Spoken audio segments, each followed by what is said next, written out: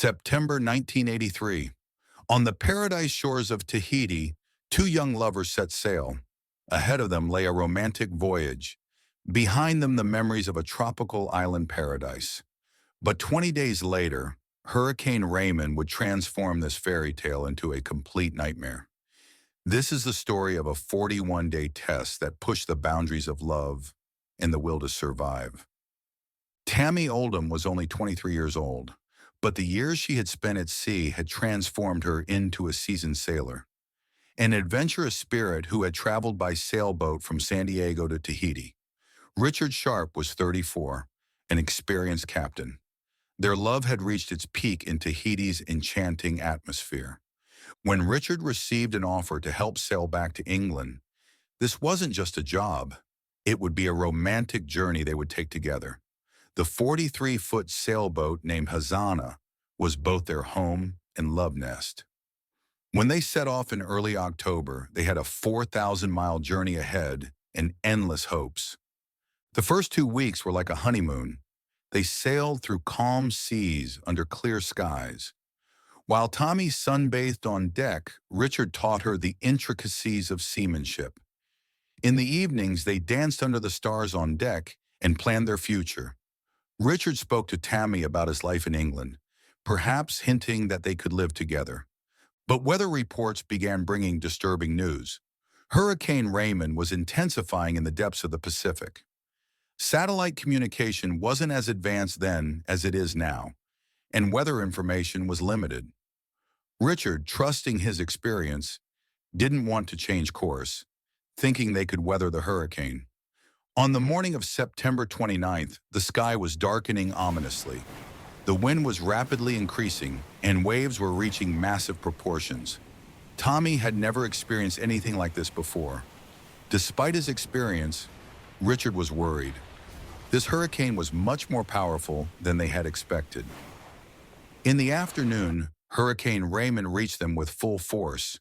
Wind speeds had reached 145 miles per hour. Waves rose to 50 feet high, and the boat was being tossed around like a toy. Tommy and Richard were taking shifts at the helm, fighting to keep the boat from breaking apart. Around midnight, their worst fear came true. A massive wave lifted Hazana into the air and flipped her upside down. The last thing Tami remembered was Richard's scream of, "Oh my God!" 27 hours later, Tami woke up lying unconscious in the cabin. Her head was covered in blood, and her body was covered with countless bruises. But the real shock came when she looked around. The cabin was completely destroyed. Water was seeping in from everywhere. Electronic equipment wasn't working, and the sails were torn. "Richard! Richard!" she screamed, but no sound came back. When she went up on deck, the sight that greeted her stopped her heart. Richard was gone. The main mast was broken, the safety lines were severed. Her boyfriend had fallen overboard during the storm and was lost. After the initial shock, Tommy began to grasp the situation. She was approximately 1,500 miles from Hawaii. The radio wasn't working, the engine was broken, and the navigation equipment was destroyed. All she had was a sextant, compass, and Richard's logbook. Water reserves were low, and food supplies had been scattered during the storm. For the first few days, Tami was in shock. She looked out to sea searching for Richard, hoping she might see him. But reality was merciless. Her boyfriend was gone, and she was left alone. When survival instinct kicked in, Tami began to analyze the situation. Water reserves were only enough for a few days, and food supplies were very scarce. Priority was to stop the leaks and save the boat from sinking. She tried to plug the leaks with her hands and plastic pieces. She made emergency repairs by removing fittings. She arranged every kind of container on deck to collect rainwater. She tried to remember the fishing methods Richard had taught her. But the hardest part was her psychological state, losing her boyfriend, being alone in the middle of the ocean. At night, she would talk to Richard's ghost, calling out to him. This was her way of preserving her sanity. Richard had taught her basic navigation, But Tami had never done such complex calculations before. She tried to determine her position using the sextant and compass. She needed to use the sun and star positions to determine the direction of Hawaii. Every day at noon, she measured the sun's position, and at night she found the North Star. She used the formulas in Richard's logbook to make mathematical calculations. If she made a mistake, she could go in completely the wrong direction and never reach land. At the end of the first week, hoping her calculations were correct, she began heading northwest. Managing the boat with only spare sails and limited capabilities was incredibly difficult, but Tami didn't give up. Water shortage was the biggest problem. She could only drink a sip of water per day. When it rained, she felt crazy joy, trying to collect every drop. She also consumed the small amounts of food like canned fish and crackers extremely carefully. As the days passed, psychological pressure, even heavier than physical hardships, increased. Every day spent without Richard deepened the pain of his loss. There was no one to talk to, no one to share with. During the day, she would gloomily control the sails under the sun, and at night she would look at the stars thinking her boyfriend's soul was there. Sometimes she thought she heard Richard's voice and talked to him. These hallucinations actually helped preserve her sanity. Her body was burned from the sun, her lips were cracked, and her hands were injured. But the heaviest burden was the emptiness in her heart.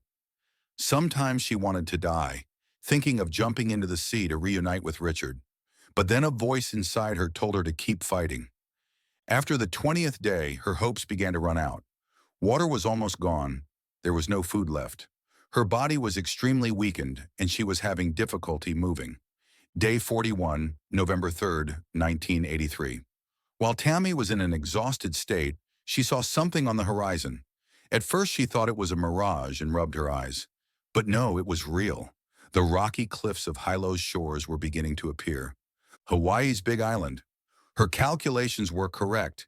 She had accomplished a 1,500-mile navigation miracle.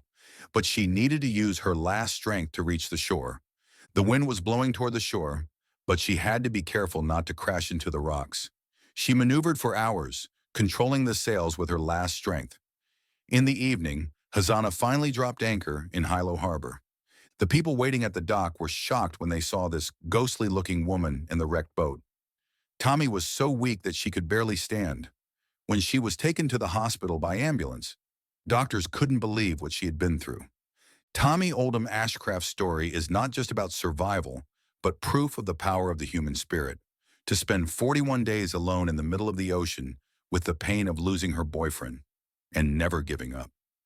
Years later, Tami told of this experience in her book, Red Sky in Morning. Her story was adapted for cinema as Adrift.